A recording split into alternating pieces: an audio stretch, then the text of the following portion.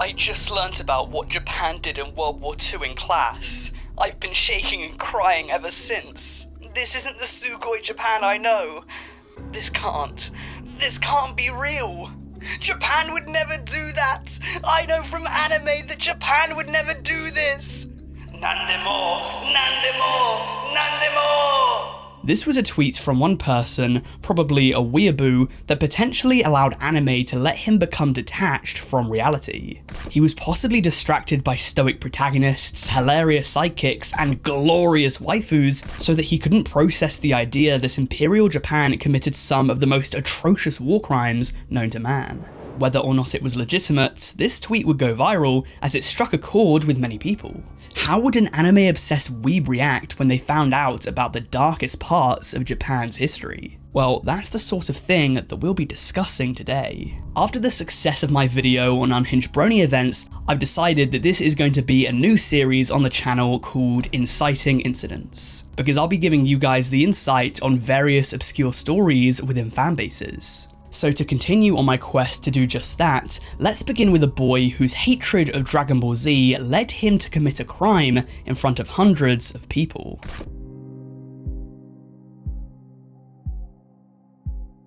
The year was 2010.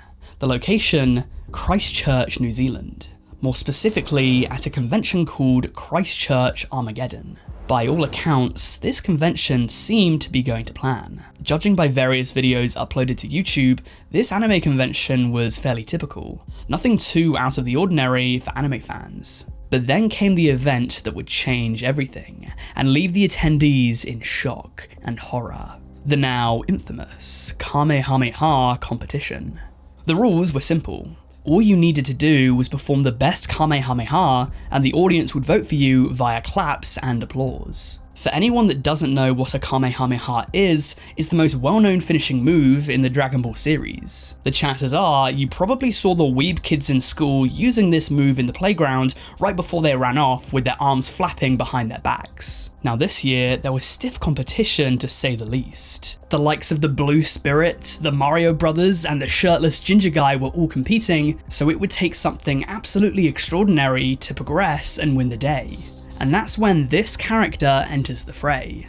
We'll call him Blonde Boy. Let's just cut to the chase, shall we? If you don't know what he's about to do, please let me know your predictions down in the comments. He's in this video for a reason. I want to know what you think that reason is. So yeah, make your guesses down below. So he's there, potentially with his friends it seems. They all appear to be around the same age, and I think one kid is even smirking, so he might know what's about to go down. They have the whole gang participating in this Kamehameha, and they need to unite and use the power of friendship to progress. Well, the blonde boy activates the power of fiendship instead, and then decides to whip out his anime antenna and proceeds to urinate all over the stage. The audience of this event are understandably flabbergasted that they've just witnessed this PP prank, and after the stream has ceased, the blonde boy walks off the stage. Obviously, this put a damper on the whole event, and these days, people are more likely to remember this boy's urination machination than whoever had the best Kamehameha. And this all begs the question, why? Why did the blonde boy whip out his sushi sword in front of hundreds of people and take a leak? Well, many people theorise that it was in protest. Within a Reddit thread where people spoke about the incident, a user said, "Back in the day in the Western anime fan scene, there was a lot of hate for DBZ and its formulaic approach in the face of many fat neckbeards who insisted their subtitled bootleg DVDs of Love Hina were the height of intellectualism. It's speculated that this guy is enacting a sort of really poorly thought out protest. And to this very day, that seems to be the best explanation we have so far. But if you thought that guy was the worst anime hater out there, you would be sorely mistaken. In fact, throughout my research for this video, it seems as though the show Love Live has some of the most unhinged fans in the entire anime community. Our next story concerns one such fan who had an extreme and violent distaste of other enjoyers of the show.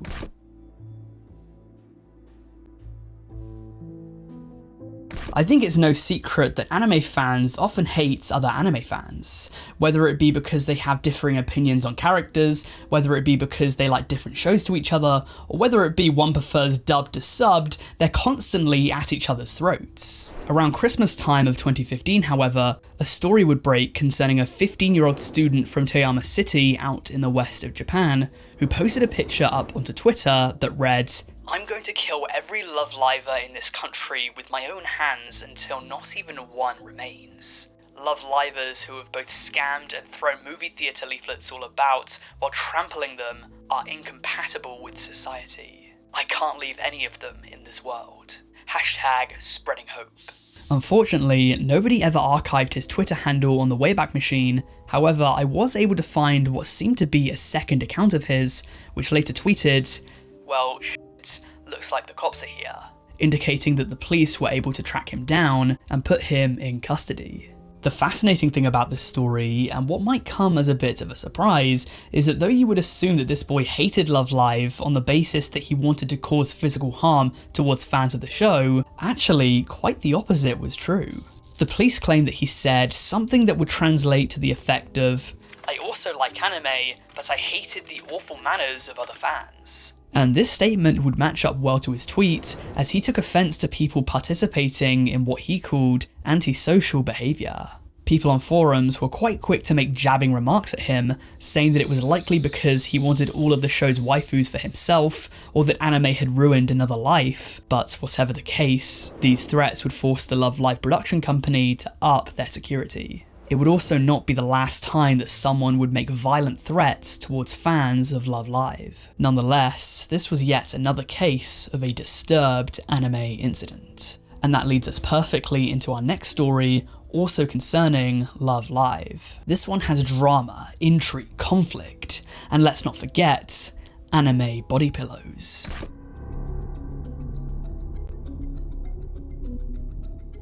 This tale takes us back to the year 2019, with the story breaking on anime news sites in mid-September. The location? Northeast of Tokyo, in a place that's called the Ibaraki Prefecture. Our leading man for this story remains unnamed, but we do know that he was a then 50-year-old who worked within the Chiba Prefecture, directly south of Ibaraki. We also know that he might have had a fondness for anime because he risked arrest to sell altered versions of anime characters at auctions, allegedly making 3 million yen, the equivalent of $28,000 or £20,000 sterling, in the 3 years after he took to the internet to sell bootlegged merch. Of course, not enough for a full-time job, but definitely a lucrative side hustle.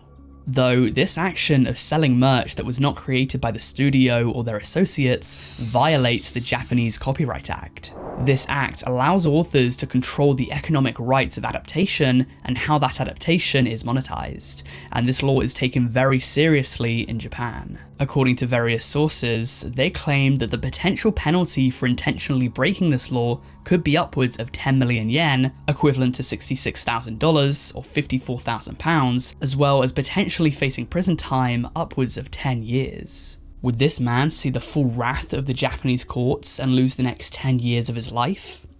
Well, it's tough to say. As I mentioned, I couldn't find his name anywhere, so it was tough to discover the full extent of his sentence. However, copyright laws were perhaps the least of his worries, because the mere concept of this bootlegged merch was problematic in itself. You see, I mentioned earlier that these were altered versions of anime characters. Perhaps a few of you guys knew exactly what I meant when I said that, but these altered versions are of course nude adaptations. Already, that's adding an extra layer of taboo, but then you take into consideration which anime he was selling these merch bootlegs off, and it makes things much worse. It's said that the sale that got him caught was a naked body pillow of a character from the popular anime Love Live Sunshine, a sequel to Love Live. These characters from Love Live Sunshine, just like from the original series Love Live, alright, they're anime schoolgirls, man. This show is about a group of girls who create a pop group to try and save their school from shutting down, and apparently that just makes a bunch of guys really thirsty. Whether or not this man faced any additional repercussions based on the fact that these characters are meant to be underage, I cannot confirm nor deny, but I have to believe that it was a possibility. The man that they arrested denied his involvement with this, but the police were said to be cooperating with him because they were led to believe that there were bigger fish to fry in this case. The thought process was that the 50-year-old suspect was merely a middleman, as the police did not believe that he was the one creating these body pillows, and what the Ibaraki police wanted to do was to go through him to find the supplier and cut this illegal racket out at the roots. But from an anime concerning teenage girls to an anime incident concerning a teenage girl, let's talk about the time that a sussy baka had her life turned upside down after one of her old regretted videos went viral. The reason? Well, people took note of her being a crazy tsundere.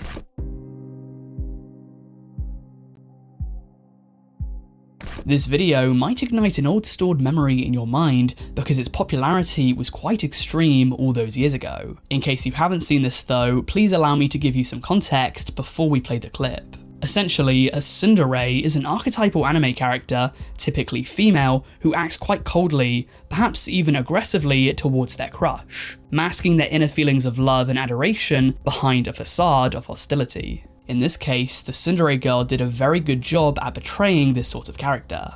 Perhaps even a little bit too good. Oh, Senpai, hey! I didn't know you walked this way. We're right in front of your house. I wasn't looking or anything. I just happened to be walking by. It'd be creepy to know where you live. Stupid! What was I walking by for?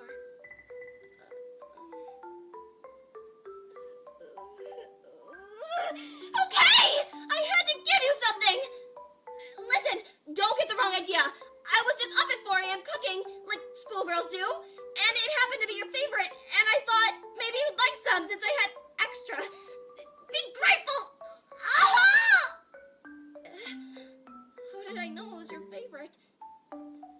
Well, So upon first glance, this might seem like a somewhat normal video, a little bit weird, but nothing too out of the ordinary, at least by today's standards. In truth though, there is a long backstory behind it. You see, the girl in this video is actually Sydsnap, a now 28-year-old woman from Wisconsin who you might actually know from YouTube. She has a channel on the platform with almost 800,000 subscribers. Back in 2020, she came out on the Trash Taste podcast to discuss her side of the story. She said that in the past she was a huge weeb, but upon reflection noticed that it was pretty cringe, and so she made this video as a sort of light-hearted mockery of these real-life tsunderes. What happened next though would shake things up, as it started to get spread around 4chan and then the rest of the web. After initially blowing up, it quickly faded into the background. That was until commentary YouTuber Leafy is Here found the video and roasted her. This is a mental disorder and it needs to be stopped. This is likely where you know it from, as according to Sydsnap, this clip featured in his most popular video, titled "The Angriest Vegan on YouTube to Ever Exist." This was like at the peak of Leafy. This was at the peak. Right? This is actually his most viewed video ever. She went on to say that she regrets the video, and for a while after Leafy's video dropped, she received a barrage of hateful messages which damaged her mental health. From there, the clip continued its path towards infamy, being plastered all around cringe compilations and whatnot. Sydsnap claimed on the podcast that she estimated that the video had been viewed probably about 100 million times, and that the constant hate, harassment and ridicule truly took a toll on her. And it sucked because I woke up to hundreds of emails of people telling me to kill myself, and this lasted for months. Like, it was awful. Like, I didn't touch my phone, I would cry a lot. I went through a pretty bad period, not gonna lie. Like, it was awful. She said that people from her past would pop up out of the blue, having recognised her from the video, even all these years later. She would make yet another tsundere video in the summer of 2016, steering into the skids and seeming to own it in the face of this video resurfacing, even poking fun of what happened. Have you ever wanted to make a tsundere parody that gets re-uploaded and taken out of context and spreads like wildfire so people can comment on it and think you're a fucking degenerate? Well, good. You've come to the right place. Cause aren't we all degenerates at heart? Though by now, the video has once more faded into the background, and with it having been such an old video, she's since made her peace with it. Now I don't really care. I I grew up, I've kind of come to terms with this is the internet, I can't change the internet. The craziest part of all of this was that what she was doing would years later become the norm on TikTok. Dressing up in cosplay and doing a dance on the internet is short-form content's bread and butter. Perhaps the world just wasn't ready for this Tsundere.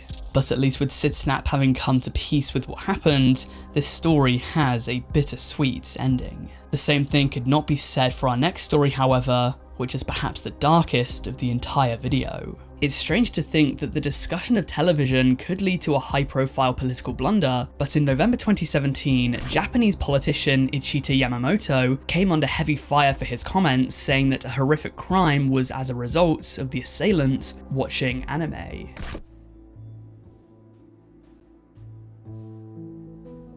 Stop me if you've heard this one before.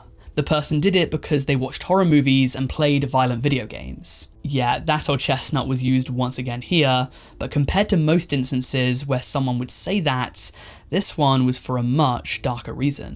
This is Takahiro Shiraishi, a then 27-year-old who was living in a place called Zama within the Kanagawa prefecture, located roughly 50 kilometers southwest from Tokyo and home to roughly 130,000 people. It was there, in Zama, where he would commit some of the worst acts imaginable. As between August and October 2017, he would murder 9 people. This was comprised between 1 male and 8 females, all between the ages of 15 and 26. Later being given the name the Twitter Killer, as he used Twitter to lure his victims into his apartment. Truly, it's tragic that this happened.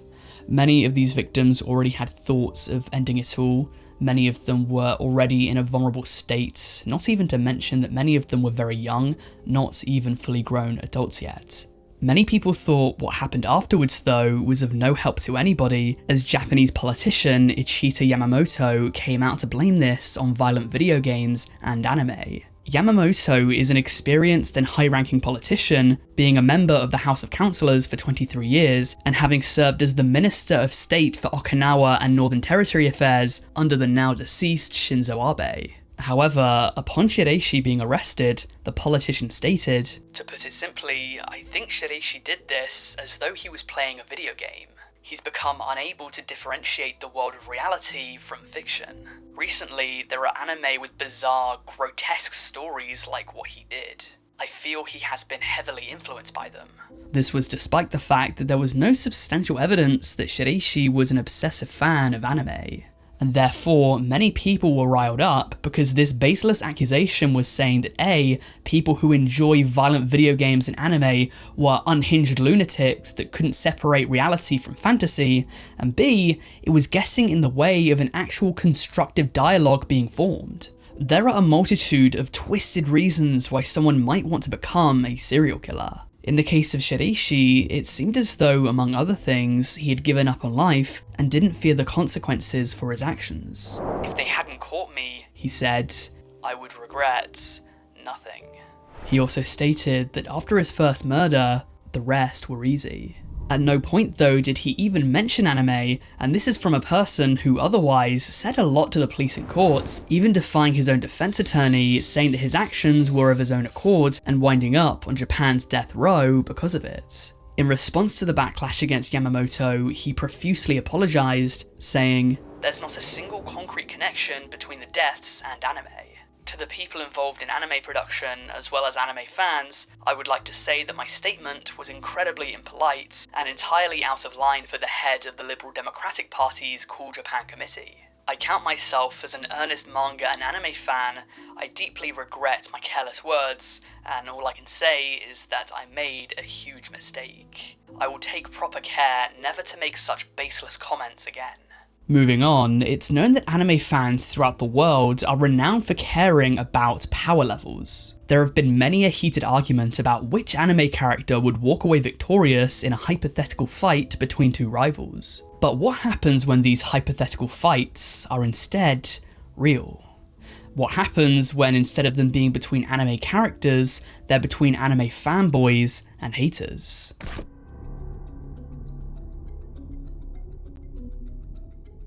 It was in March of 2023 when news outlets reported that none other than Russian teenagers were the ones getting involved in these physical altercations. The Daily Mail was one of these outlets and claimed that more than 450 teenagers, most of them aged about 14 or 15, were arrested as fights broke out within shopping centres throughout the country. These teenagers were believed to have been part of a subculture called PMC Ryodan, with the name Ryodan being taken from a criminal group in the Japanese manga series Hunter x Hunter. These hooligans are identifiable by the clothes they wear, with them often donning checkered trousers and black hoodies, which include spiders on the back. Otherwise known as simply the Ryodan, as soon as this behaviour was noticed by the public, the government soon stepped in to try and snuff it out. They released this article, which is said to tell parents how they can identify whether their children are a part of this devious group. Vasily Piskarev, head of the Russian Parliament Security Committee, said the group's only goal is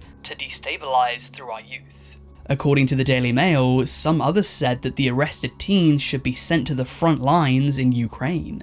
It wasn't just the government who had their eyes on this new subculture though, as the group had many enemies, namely a counter-movement called the Anti-Ryodan. Apparently the Ryodan have several names for these groups, calling them Ofniki, which apparently translates to football hooligans, and Gopniki, which is a Russian term for a person belonging to a violent working-class subculture. One Ryodan simply referred to them as bold motherfuckers wearing Adidas. An easy equivalent for any UK viewers is that the members of this counter-movement seem to be like roadmen or chavs. Wasters that think they're tough because they have a balaclava on and hang out in numbers. Though, unlike UK roadmen, these Russian ruffians must have at least half a dozen brain cells because news outlets report that their attacks are meticulously planned out. Throughout Russian cities such as St. Petersburg, Novosibirsk and Tolyatti, these gangs have been organising attacks on the Ryodan, with these fights and skirmishes hilariously being plotted on a war map. I'm under the impression that the red is the Ryodan, who appear to be making gains westward, especially in the south. Perhaps they'll eventually launch an offensive to capture the Burger King. We'll have to wait and see. Though, while I joke, some of these incidents have been no laughing matter. Most of these skirmishes have been said to be akin to schoolyard scraps, but some members of these groups have been taking things much too far. As it's been reported that there have been weapons brought to some of these fights, there have been some anti-Ryodans who have been recorded cutting people's hair with a knife, and there have even been links between anti-Ryodan groups and white nationalism. It was in these fights that the Ryodan were given their PMC nickname, which is an acronym for Private Military Company. Apparently, after the fights had initially gone down, people witnessed the Ryodan tapping into their anime powers and going Ultra Instinct on their rival groups, who often had more and older members. This humiliation, however, kicked things up a notch, with the anti-Ryodan groups now having a point to prove, and from there, it all blew up. This subculture later spread to Ukraine and Belarus, before seemingly disappearing altogether. Since the summer, news on these subcultures has become a lot more quiet, and so whether these scraps are still ongoing is as much a mystery to me as I'm sure it is to you. But it should be no mystery that you should watch my video on the darkest depths of the Minecraft fandom next, because that's all we have time for today. Yet another infamous community right there. That video is kind of the unofficial pilot to this Inciting Incident series. If you like this kind of video, I'm sure you'll love that one too. Please remember to like and subscribe if you haven't yet, I would truly appreciate it. Aside from that, I want to thank you for watching, and I'll see you later.